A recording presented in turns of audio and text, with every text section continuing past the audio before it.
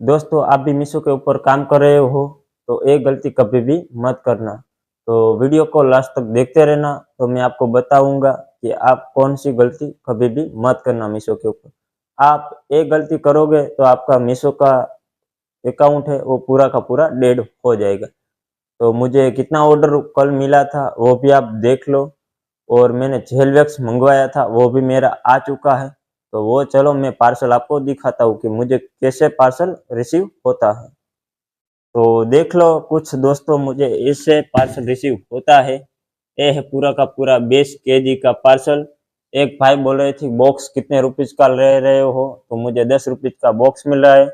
इधर हमारा मीशो का पैकेजिंग बना के हमने रेडी रखा है। ये है हमारा मीशो का पैकेजिंग।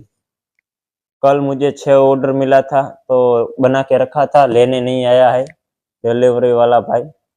इधर हमारा जितना भी पार्सल है वो हम बना के रखते हैं। इसके ऊपर सिर्फ हमारा प्रोडक्ट का लेबल चिपकता है। इसके अंदर है हमारा कांच वाला ग्लास।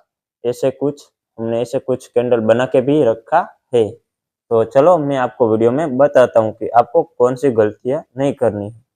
तो दोस्तों मैंने एक गलती की है कि मेरा जब दिन का 50-50 ऑर्डर आ रहा था, उस टाइम पे मेरा जितना भी इन्वेंटरी था उसकी तरह मैंने ध्यान ही नहीं दिया, और मेरा इन्वेंटरी ख़त्म हो चुका था। तो फिर उसके बाद जितना भी मेरा प्रोडक्ट था उसको मैंने आउट ऑफ स्टॉक करके रख दिया। पॉज़ नहीं किया, आउट ऑफ स्टॉक कर दिया। फिर उसके बाद क्या हुआ, मैंने 15 दिन बाद ओपन किया तो जिस टाइम पे मेरे को 50 ऑर्डर मिल रहा था, उस टाइम पे मेरे को अभी के टाइम पे 15 ही ऑर्डर मिल रहा है। और कभी-कभार तो मेरे को 2 से 3 ऑर्डर भी मिल रहा है। तो आप भी ये गलती कभी भी मत करना। और आप लोग बोल रहे हैं कि आपका 1 महीने का कस्टमर रिटर्न और आरटीओ कितना है, वो भी मैं आपको स्क्रीनशॉट लगा रहा हूँ, वो भी आप देख लेना।